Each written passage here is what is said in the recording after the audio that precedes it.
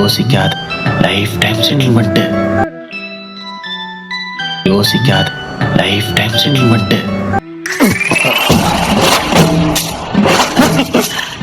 ஜமீன்தார், குட்டி ஜமீன்தார்.